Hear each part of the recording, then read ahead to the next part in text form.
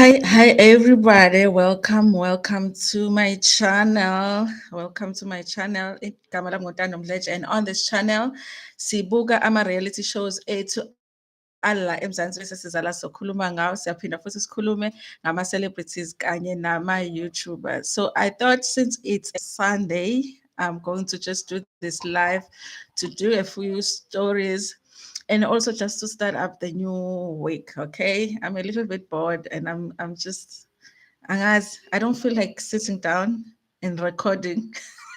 So I thought, let me just do it live, so whenever you guys will catch me. And hi Judy, welcome. This was unplanned, so that's why I didn't tell anybody in the group that I'm going live. So anyway, you guys, so I want to do a few stories and also just a start up for the week. What are we going to be doing this week? What are we looking forward to this week? Tell me in the comment section what you're looking forward to in the comment section. Please let me know, Judy, if you can hear me. I don't know if my microphone is set up correctly. This is the one thing that I am really looking forward to when it comes to this week, and that is the outcome of Nandipa Makotomana's application. Okay, as much as I am confused about what is happening, I really am looking forward to hearing: is she staying behind bars or is she walking free? Okay, how unfortunate will it be if really we get to a point. Thank you so much, Judy. If we get to a point where she actually walks free, I can't get over the Katlego Bereng story, you guys, and seeing the mother there, and also knowing that the mother is there attending the case, but it's not really the murder case. You know, the case is not really about, the trial is not going to be about her son. So we don't even know if there's ever going to be a time where the trial for the passing of her son is going to take place. We don't know. That is the sad part for me. So it would be so sad if we actually see Nandipa walk free. So I'm looking forward to that tomorrow, because they said the decision will be handed down tomorrow. So I can't wait for that, you guys. But I want to do this one story. Dineo Ranaka. She she had admitted, I believe that it was voluntary. If you know something different, please say in the comment section. She had been admitted to a mental hospital. Okay, and I thought that that was a great thing, you guys. If you feel that you're needing help, if you feel that you can't cope, and I mean, and you feel like you need to go into an institution where people will be committed to helping you, you know, and also it helps you to be away from the family, away from responsibilities, from the kids, from work, and just focus on your mental health. So I thought it was a good idea that she was admitted. So I was kind of disappointed that they were reporting that she had discharged herself from the hospital. But here is the thing, I understand as well, because if you read the story, you guys, that talks about her being discharged from the hospital, they are saying that she thought one of the staff members was trying to take footage of her, you know, being in the hospital, and then they had that exchange, and then she just discharged herself. But this is the thing, even if she was wrong about thinking that the staff member was taking footage of her, the fact that we know about this story, because they are saying that the source that actually gave the media the information that she discharged herself is a person that works at the hospital. That means that that wasn't the right place for her, because people were looking for a story to give to the media. That is not a safe space for you. I feel like it wasn't safe for her, because we shouldn't even know that she's already discharged herself. The fact that we know that information, it means that people were not treating her being there in like confidential, you know. They are not treating her like a patient, because they're not supposed to reveal such information. So I feel like it's very unfortunate that it ended up being an unsafe space for her. And I do wonder, you guys, if there's any space that is safe for celebrities, because if I felt like I need to be admitted to a mental clinic, I could go to any clinic. Nobody knows me, you know. If I wanted to hide it from the public or my friends that I'm there and only my friends, only my family, I could do that. I could do that. I could even not tell my kids if I didn't want to, because nobody's going to tell them unless I say, okay, you can tell them. But I feel like for celebrities, it's a different thing, because everybody knows them and everybody wants to be that one person that says, listen, Pella, we have Dineo here, and she just fought with a staff member. Now she discharged herself. I thought that is unfortunate that, that is happening. And I hope that she does get help from somewhere else, or I hope that she's just feeling like she's better. She did not need to be there. But I really feel like it's unfortunate that it happened that way. Hi, Tops. Welcome, welcome. I'm not sure whether the hiccups are from my side. May I kindly know from others? Ukuthi kunjani kini? Kunjani, guys? Anyway, it's cloudy, so it might be from my side as well. Let me just see how it looks on my phone. Yes, you guys, but we're talking about anything and everything. I just thought I'll do a short live. It's a Sunday, we've eaten lunch. I've overeaten. I don't think I'll have supper. I had late lunch. It was too much. And I dished for myself. So I don't know how that happened, but I ate too much. So I'm like, I don't really want to go to sleep and I don't really want to record. So let me just come here and we can just have a chat. Okay.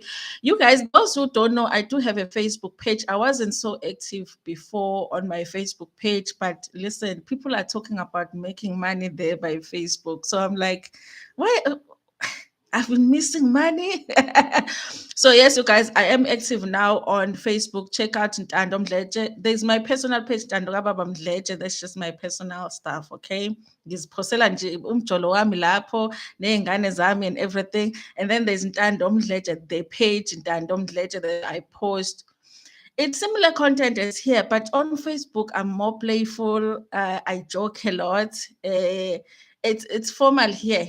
Facebook is more relaxed, okay? So sometimes I do the same stories here in Facebook, but I do the story different. So you can check it out, you guys. I do have quite a few videos there, maybe 10 videos now. And yes, you guys, so I'm going to be active a lot on Facebook, and also stories that I feel like I can't do here, I'll do that side, you guys, because we're trying to make money. I want to see if le mali abathi khona ku Facebook ikhona ngempela yini.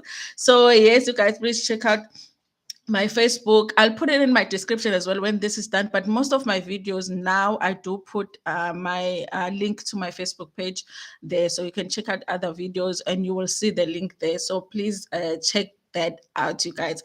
Anyway, I wanted to talk about what's happening with YouTube as well, you guys. There's been quite a lot, and we can't even catch up with the stuff that is happening here on YouTube. There's a lot of stuff that is happening with bigger YouTubers.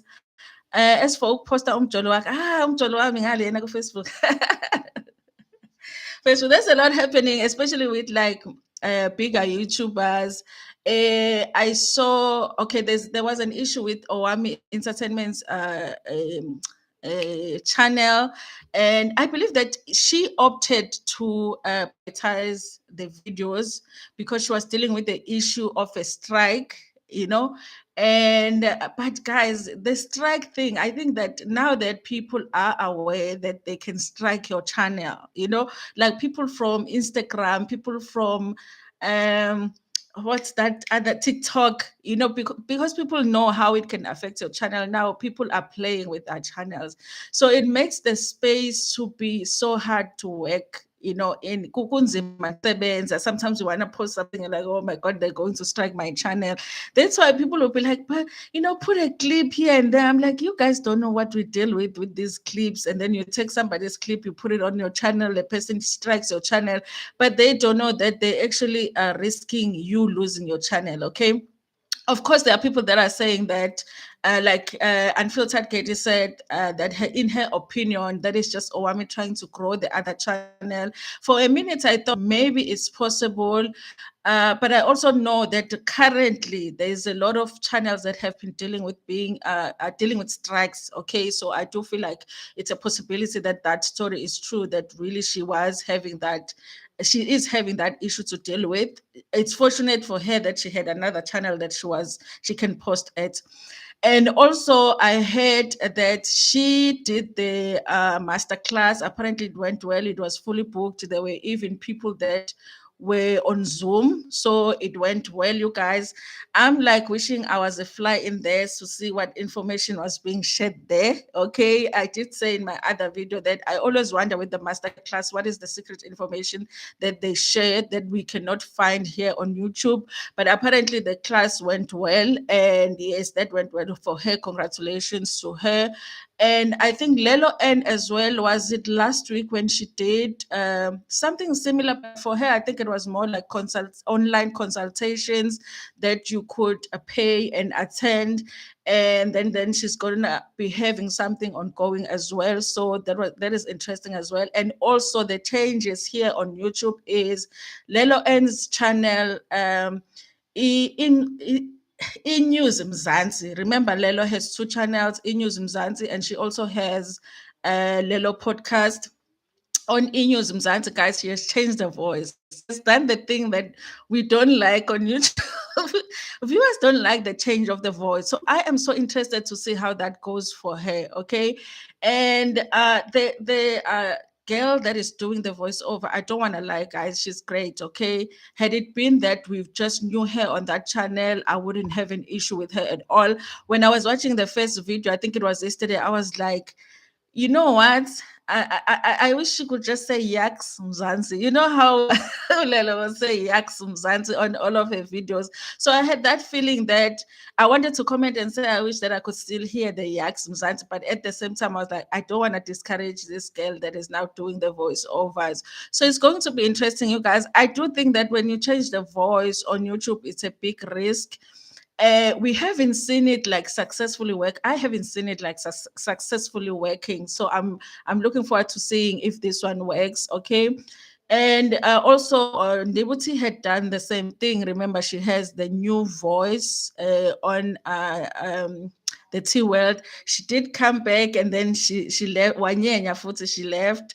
Okay, so yeah, you guys, I guess when you change the voice, it slows down the channel a little bit, but then maybe when people get used to it, you just have to stick with it and then see what's happening there, and then you know and then see if people accept, because sometimes you watch the channel because really you fall in love with if a person does sit down videos, a lot of the times you fall in love with the person. So if a different person comes, sometimes you're like, I want my person that I subscribed for. Sometimes you fall in love with the voice. So it's difficult now to like change and be listening to something different. But we are gonna see how that works, you guys.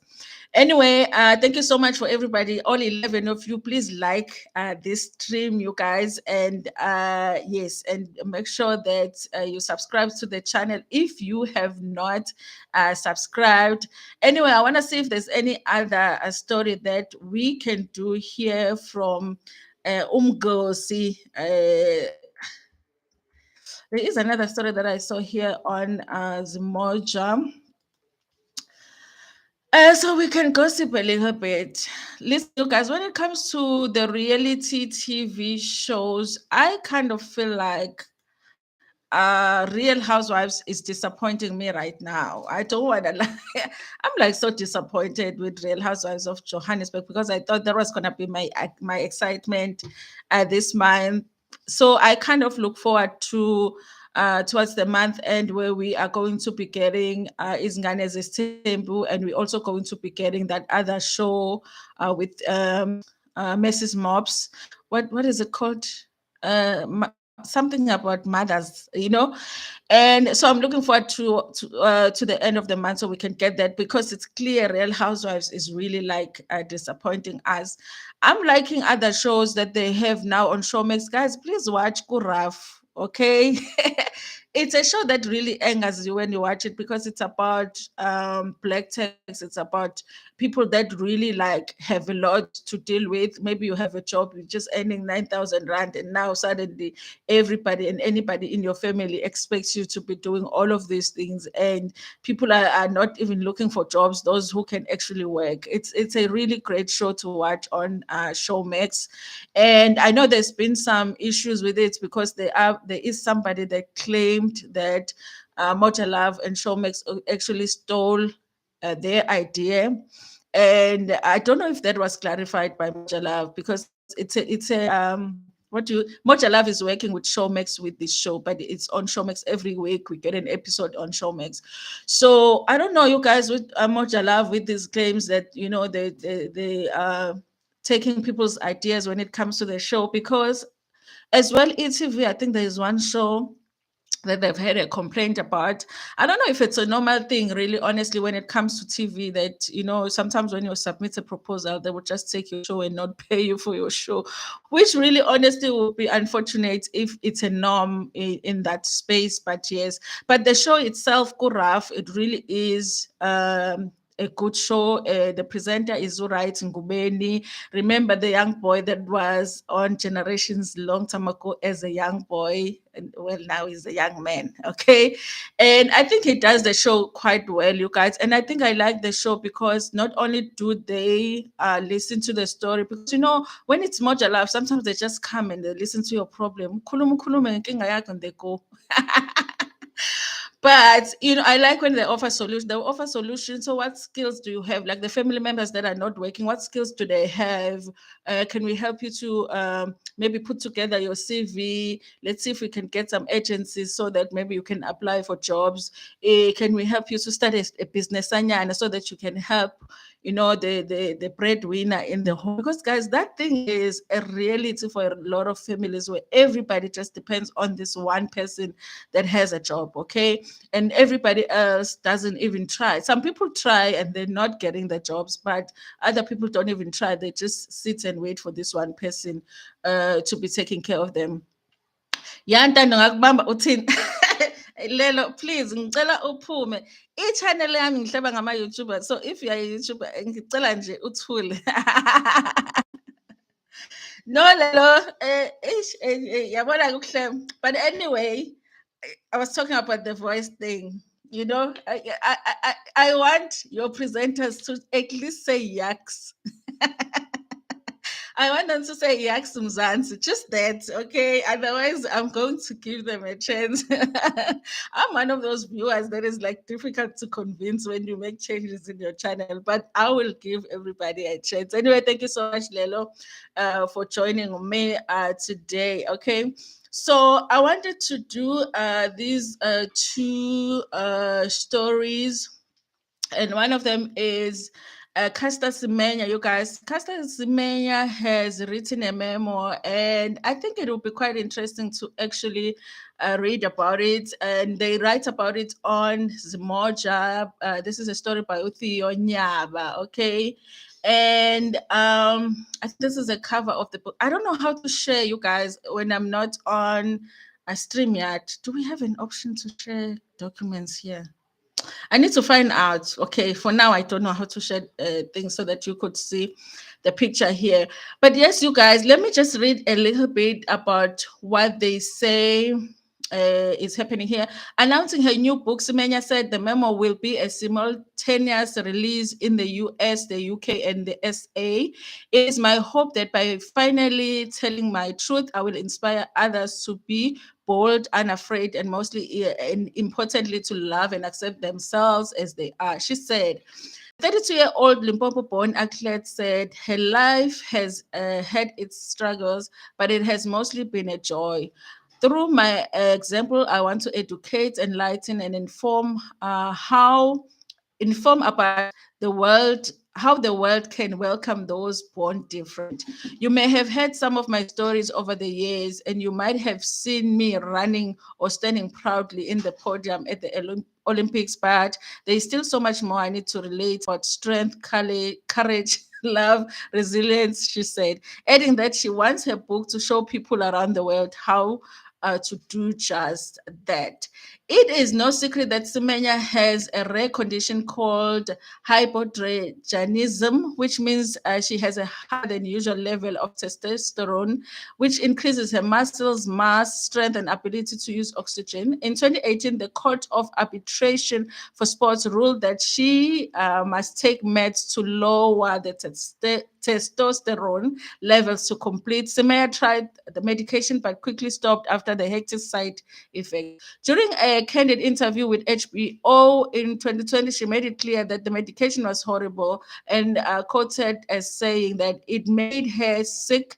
It made her gain weight and gave her panic attacks. Her book tackles the same issues and educate those who are suffering in the dark. Zemoja has learned that Semenya was offered one of the lucrative book deals she could not resist by international publishers making books. Okay, so Semenya's book is coming out. I definitely would love to hear what Caster Semenya has to say just about her life, you guys. And like she said about being born different, how she dealt with that. And also that whole thing, the scandal that came out when they were trying to test her and find out if she was male or female and all of that.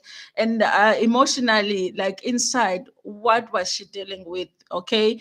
And how did she cope with that? Okay, so I would love to just hear that. So I think that this is a book that definitely I will be interested in reading. Okay, there's also another story here where they say there's another tavern shooting in Limpopo. Listen, you guys, I don't know why. There is so much of these stories going around of people just walking in randomly in a tavern and shooting people. I don't know if there's any significance really that, besides just people going crazy with guns and wanting to shoot people, or there's something going on with that. But it looks like every province now has a story about people being shot at a tavern. Okay, and it is never understood whether it's because they are looking for particular people to shoot at. Maybe they have an issue with somebody, so they come in with the goal of shooting that person, or this is something that just happens because they have guns and they want to be shooting at people. I don't know, you guys. That's why we have to make sure that people that do not know how to responsibly use guns do not have access to guns. Also, another story that happened this week, you guys, should I say last week? The drivers of Bolt and what you call it, Uber, were attacked, and the taxis were torched in different provinces this week. One particular video that was going around, the cars were being destroyed and drivers are beaten. I think it was at Maponya Mall in Soweto. And yeah, you guys, I don't know what the issue is, but I guess that they're fighting over routes when it comes to taxis. And I don't know if really, honestly, we're ever going to get to a point where like the taxi industry understands that Ubers and Bolts are also part of the taxi industry. I don't know, because I feel like I don't fully understand what the issue is. Are they having a problem that these companies are not South African companies or not South African owned, or is the issue that they just don't want to have them, because I think that they could also get into that kind of business, because businesses evolve all the time and there's always new things that come in.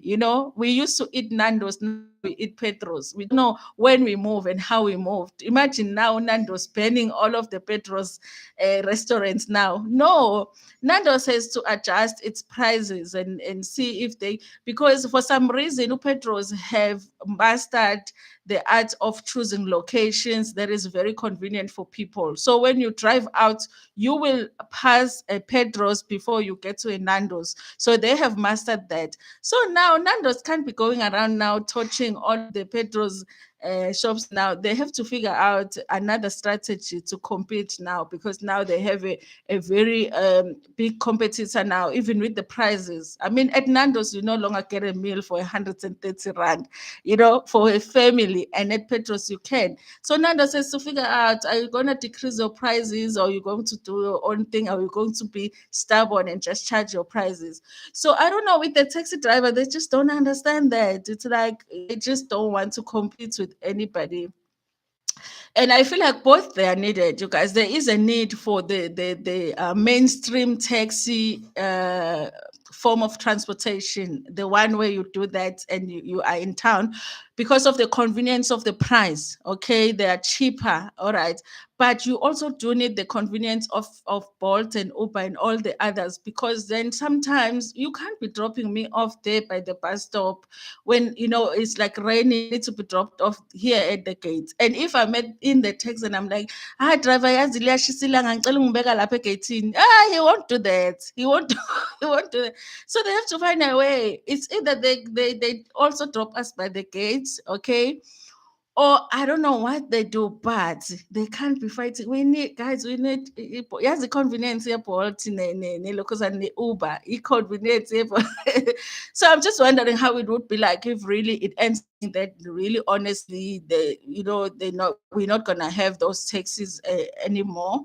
And it's not a new thing also to have taxis like that, because we did have meter taxis before. They were just expensive. And I think that's the issue that they're having, is that these taxis now are cheaper. I mean, you could never go anywhere and go 25 rand when we used to use meter taxis. Okay, there was nothing like that. 25 rand to where? Okay, so now, I mean, with Bolt, it's even cheaper than Uber. So yeah, you guys. So I don't know if it's an issue that will ever be sorted. Constance, hi, Sissy. E-hailing is very convenient for grocery days, but grocery days, like even with my child being at school, if I know that she has gone somewhere because she's at res, but I still have mommy worries. If she's somewhere and then she's sending me, I've requested I'm on my way home, then I know it's gonna drop her at the gate, rather than if she says, Mom, I'm in the taxi, but I know she's still going to get off at the bus stop and then walk all the way there. It's such a convenience, but hey, we might not have it for longer. We must enjoy it while it lasts, because they're not really having it. There was another one that really shocked me, but I don't know why I was shocked, because that's how taxis operate. That's how the taxi industry operates. They won't listen to anybody. Okay, let's see if there's another Nkosi that we can do here before I before I click off. Okay. There's a story of Mosa, but this one is not complete here on Daily Sun now, as you know. Daily Sun now wants us to pay for stories that we really want. Okay, you have to be a paying subscriber to get certain stories. But there is a story about Umosa. Remember, Umosa is a guy that went and entered that competition. I think it's Britain's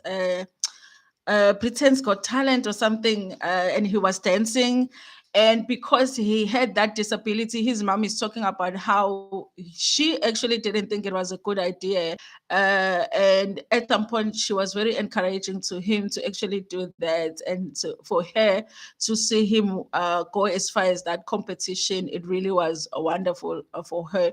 And I understand why she's saying that, because you guys, I think when you have a child with disability, you don't want them to ever be disappointed in life. And you know how cruel life and just people in general can be. And I'm sure she was trying to protect him, but she didn't know that she has given birth to the person that was going to be doing big things. I think that it's a great story too, that one. It's on Teleside. And of course, they just write a little bit for you. And then the rest, they like, you have to go and find it yourself, okay? They were like, okay, pay for this story before we give all of it to you complete.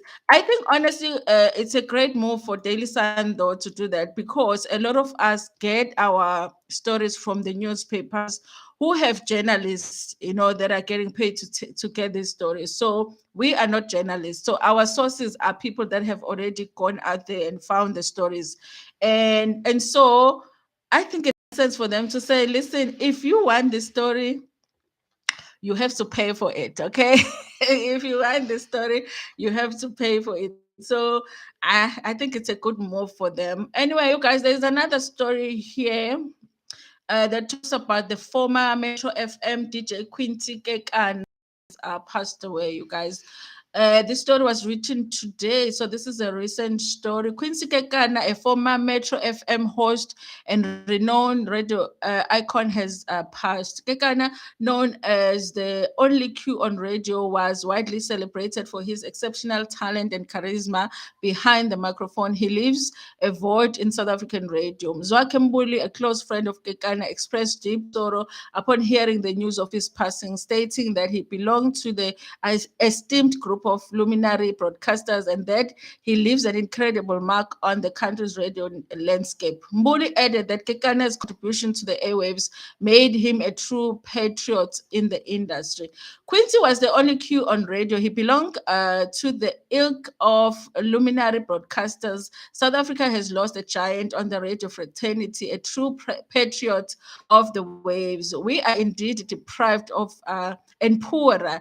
Death remains a mystery we will never get used to. We extend our deepest condolences to the bereaved Kekana family, Mbuli remarked. Kekana's resonating voice and captivating presence made him a well-recognized personality. As a former host on Metro FM, one of the country's leading radio stations, he charmed listeners with his engaging style and impeccable talent. His contributions to the world of broadcasting were widely acknowledged, and his presence or his absence would be undoubtedly leave a void in South African radio. Throughout the illustrious career, Kekana carved out a niche for himself, becoming a beacon of inspiration for inspiring broadcasters. His professionalism, charisma, and dedication to his art set him apart, earning him a special place in the hearts of colleagues and listeners alike. As news of his demise spread across the country, tributes and messages of condolences are pouring in, with fans expressing their grief and paying homage to what they have described as a true radio legend. Details of his passing are still sketchy at the time of publishing. Okay, so this is what they're saying about Quincy Keikana. Okay, he was on Metro FM. I'm sure some of you know. I don't listen to Metro FM that much, but this was a new story for me. You guys, I just wanted to hang out a little bit. So thank you so much for those that joined in. I think I had fun today. Should we do it again? I'm enjoying this. Anyway, you guys, thank you so much for joining me today. We will meet again next time. Ntando kakhulu.